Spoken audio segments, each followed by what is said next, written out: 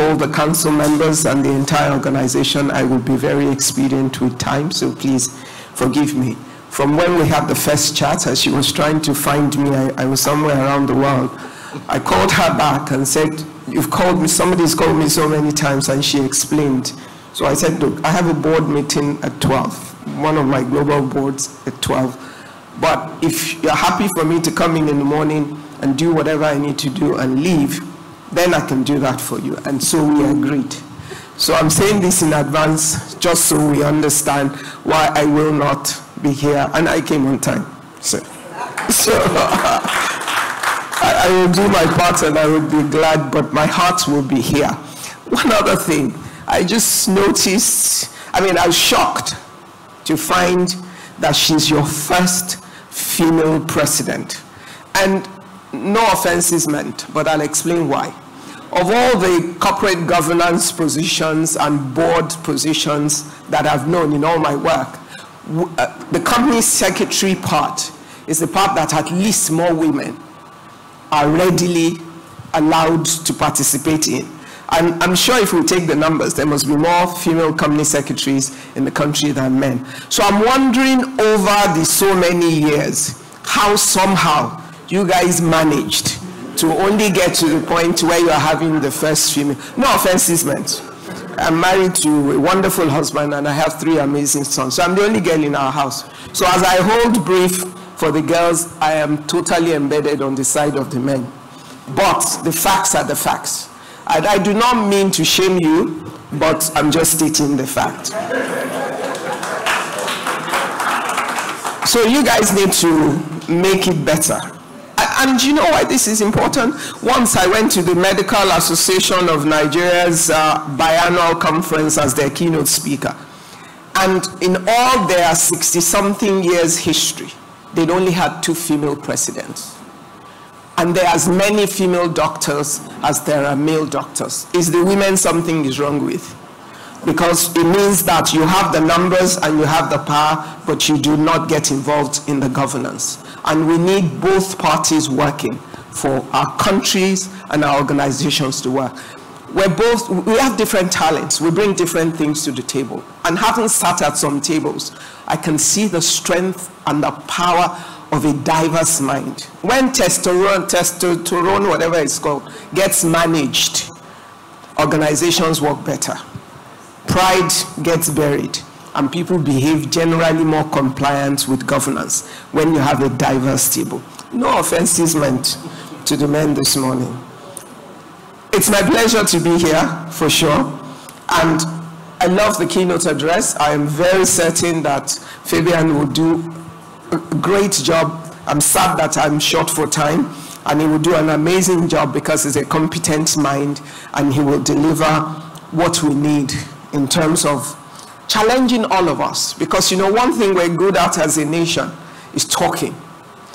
We have the solution for every problem we have in a document or in a session that we have had.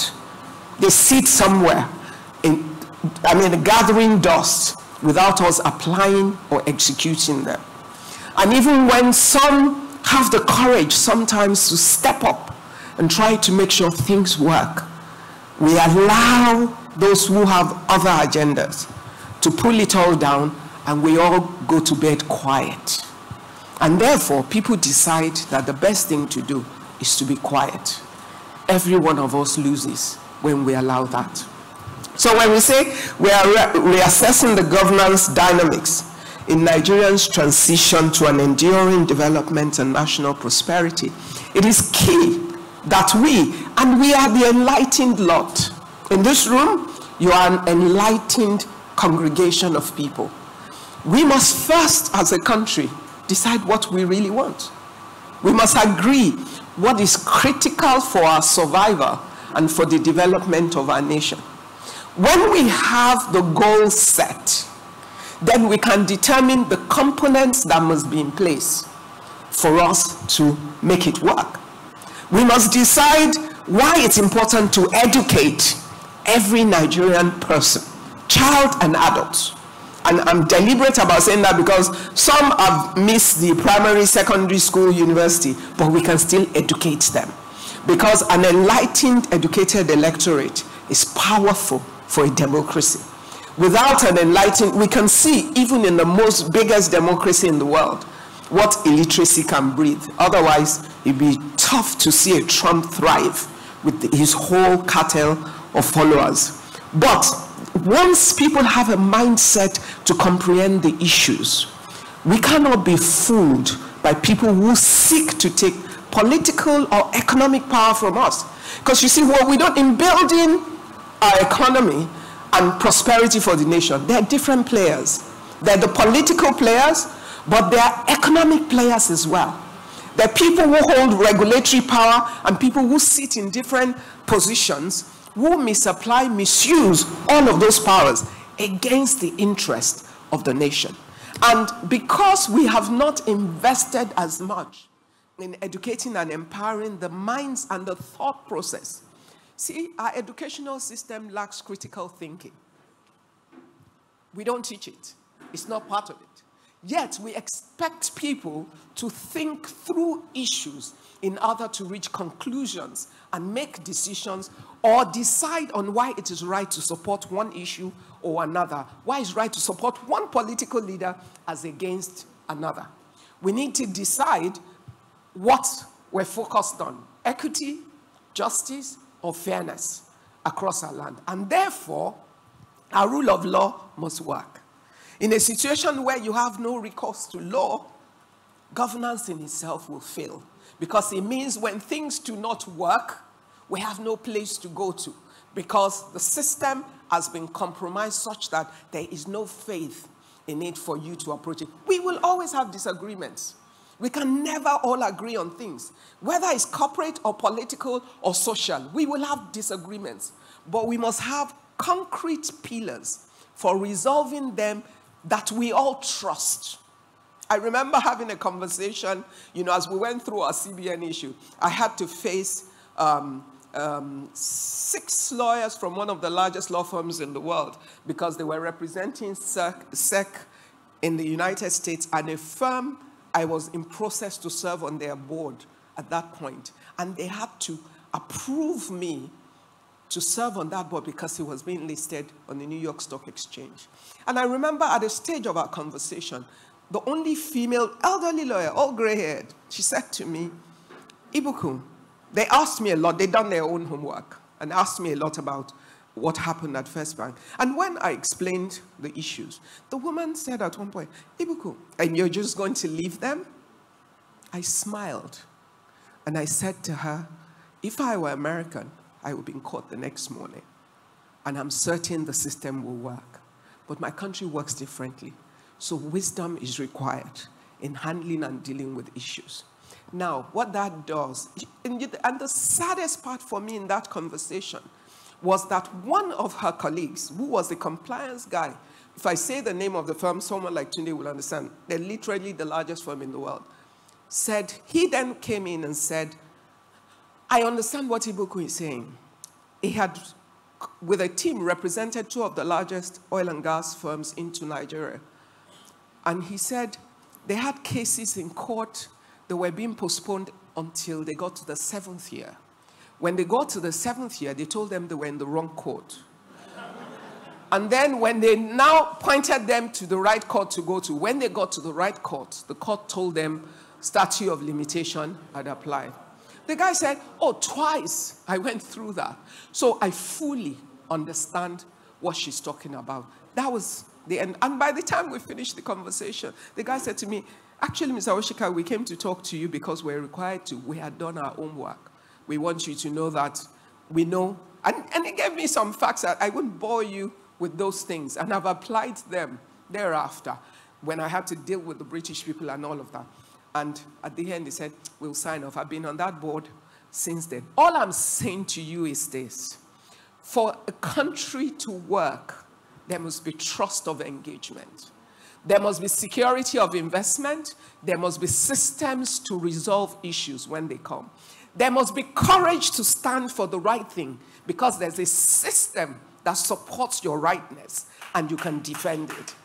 Where we have a situation where there is lack of courage and there's lack of systems, then we leave it to the charlatans. We create a system that allows the noise makers to seem like they know what they're doing. And we've all enslaved ourselves and submitted ourselves in our silence. So if we really want to build a country that thrives, we are not short of people and minds. A lot of young Nigerians have brilliant ideas. They're dynamic. They want to engage. They want to think. I feel pain every time one smart young person approaches me to sign a reference for them to get the, what do they call them? The Whiz Kid visa for America. No, it's true. I'm telling you facts, things, processes I'm engaged with. Smart kids who have built things, who can do amazing things, but they have no confidence in the system. And so what do? Those countries are offering them for free. They go in first, give them green card, and in 3 years, they give them residency because they know their mind will produce economic factors. Young digital innovators right now are registering their companies as British or European companies. Go and check. The French have a policy. The British have a policy. They register them as British companies or French companies and not as Nigerian companies. They are innovating it in Nigeria, but they have been scared by the systems. I can tell you of a young, innovative company who challenged the bigger financial institutions in the market. And in one day, on one of our systems, was third performing in the market. And what happened? The powers, the regulatory powers, said this guy, along with their partners in the system, said these young guys cannot hold such a powerful position. And then they get a call. So they shut them down so they would panic. Real stories. And they panicked and started looking for solutions. And then they said, somebody will come and see you. And somebody goes to see the guys and say, okay, we can get you back on, but this percentage of your business, we're going to have to take over. Why?